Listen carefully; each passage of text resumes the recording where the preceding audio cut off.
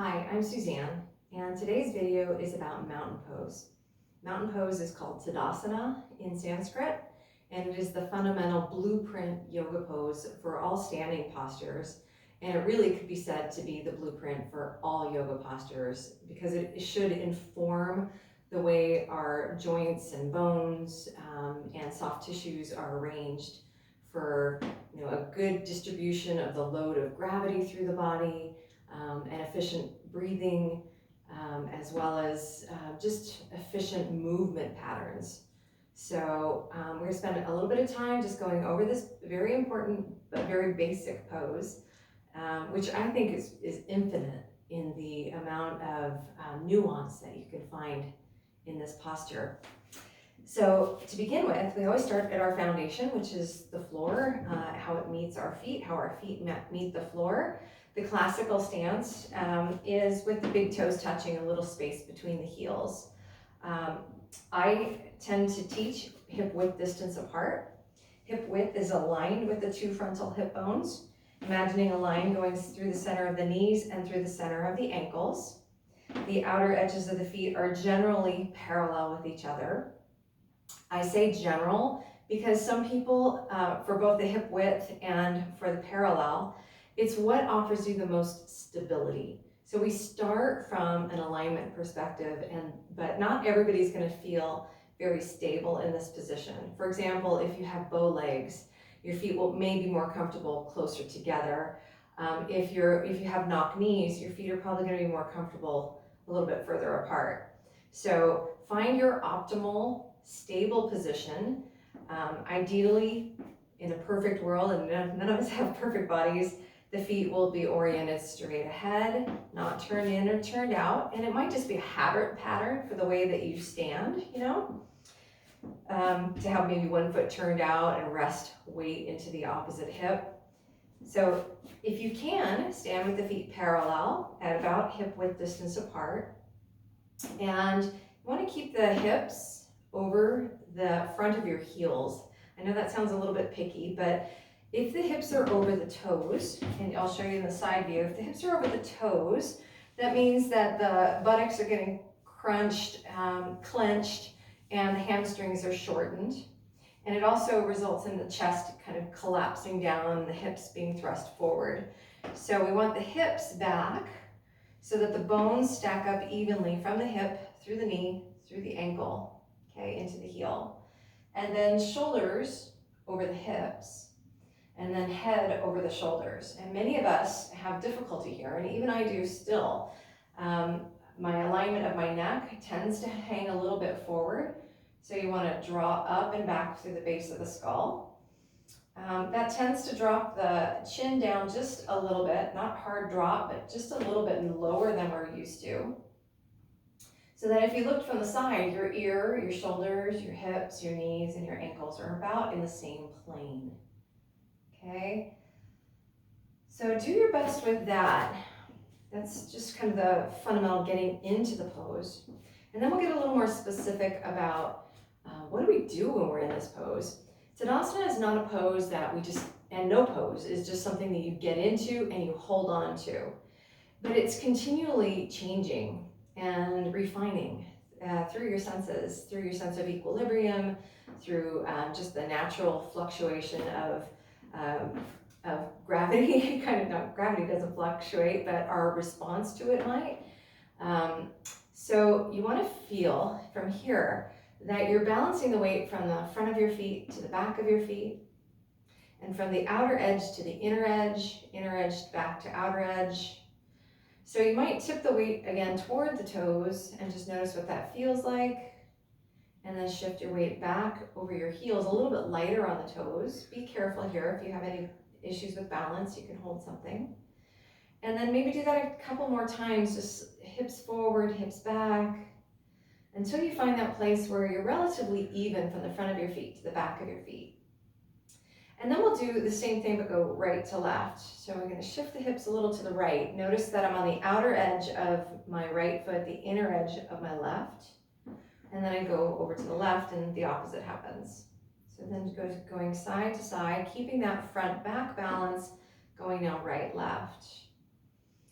And then doing your best to just kind of settle those sideways directions as evenly as you can, so that front, back, right, left, inner, outer are equally distributed. You can almost imagine that you have each of your feet has wheels on it like your car. You want to have good alignment in your car, right? So that's why we get our wheels aligned. And the same thing in our posture. You don't want to be settling too much weight in one place, because it'll disturb the alignment of the joints throughout the vehicle, your body. Okay. So again, just to review, we have that even distribution of weight: front, back, inner, outer, hips over the knee, over the heels, the front of the heels. The knees will go in alignment there. Shoulders over your hips, head over your shoulders, elongate through the back of the neck. Imagine seeing yourself from the side playing now. See if you can find a plumb line that hangs right through the center of your body.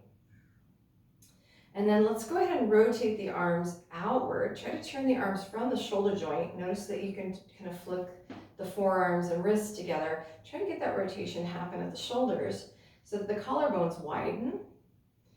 And you also want to feel like the shoulder blades widen as well. So wideness across the upper chest, upper back. Shoulders stay relaxed down away from the ears. Enliven the hands all the way through the tips of your fingers, letting them kind of spill down toward the floor. And then we're going to pause here for just a moment and just notice what you feel like here. And you might see if you feel that maybe things have changed. Maybe your weight starts to travel toward one side or front or back. Just continually just try to evolve a neutral standing pose that maintains that weight from the foundation up all the way through the top of your head. And then breathe, make sure you're breathing. And then breathing in and out through the nose. See if you can imagine that you feel the breath going all the way down, pouring in from the top of your head down all the way into your feet. Inhaling down into your feet and feel that connection through the bones of your feet. And then as you exhale, imagine that energy coming back up from the feet, through the legs, through the spine, to the top of your head, even energetically beyond the top of your head. So it feels nice and light. Inhaling, that breath goes down, bones connect down into the earth. Exhale up through the bones, back, up through the top of your head. And you can just keep going like that, imagining that breath pattern, feeling the energetic flow. Or we can actually give a little bit of movement there. So as you inhale, maybe bend the knees a little bit and feel that weight really grounding down through your feet.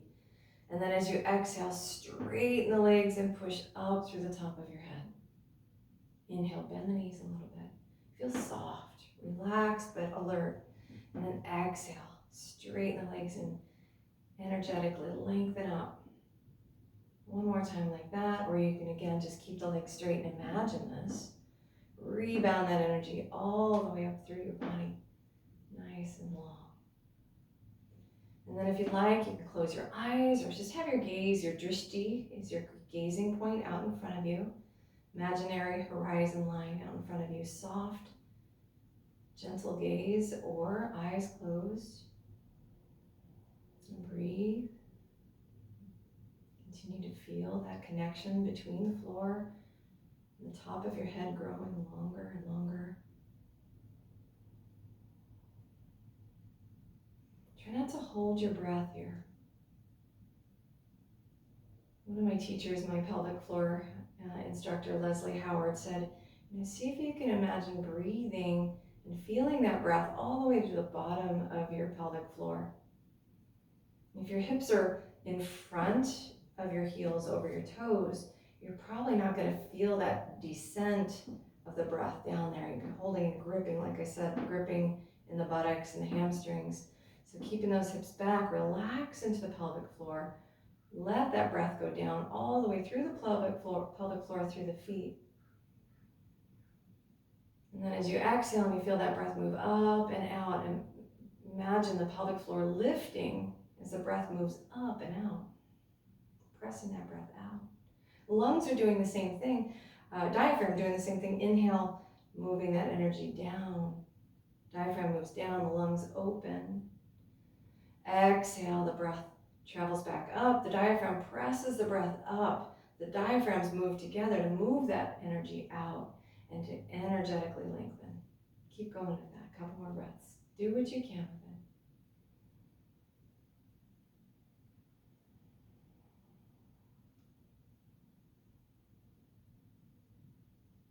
Stay soft and yet alert.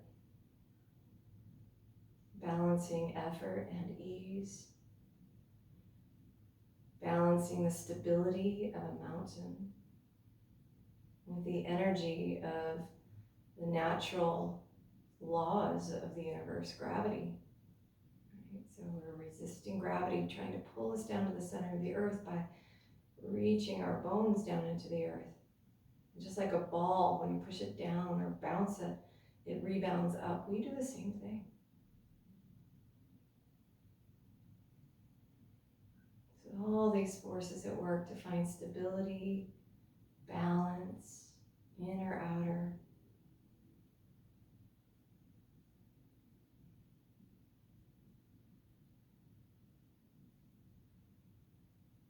Imagining everything that you've done in the past being kind of the back of the body, supporting you here right now.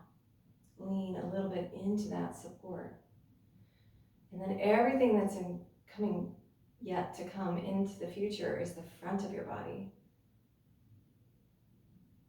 And you occupy this razor thin space inside where the back meets the front, the inside meets the outside, outside comes in, inside moves out.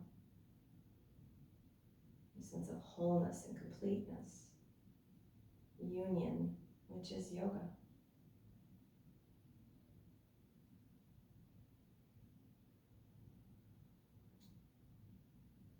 Everything perfect just as it is, not having to change anything. Once you found your mountain, let it be perfect as it is, whole and complete as you are.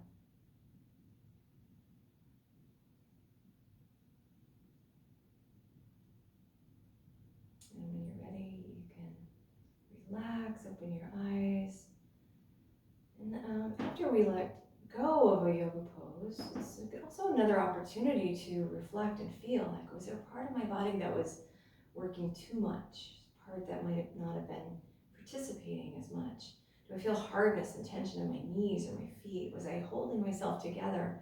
Those are all things that we can reflect upon and practice in the pose and be aware of outside of the pose, because it's every yoga pose is an opportunity or a laboratory, an opportunity to understand how we function in life off of the mat. So just being aware of those tendencies, being aware of ourselves in the moment. So like you can see, I really think Tadasana offers us so many teaching points and instructions and infinite ways of looking at our bodies, looking at our lives, looking at the way we live in our lives, live in our bodies. So play with it, enjoy it, be steady with it, practice it. It's rich, and I hope you enjoy it. Namaste. Let me just add one more thing, that any mistakes or errors or omissions I made, those are completely mine. This is my instruction of mountain pose today. It does change as I continue to evolve as a teacher. But if there is something that you've heard in other classes and I didn't talk about today, it doesn't mean it's wrong, doesn't mean they're wrong or I'm wrong. It's an evolution.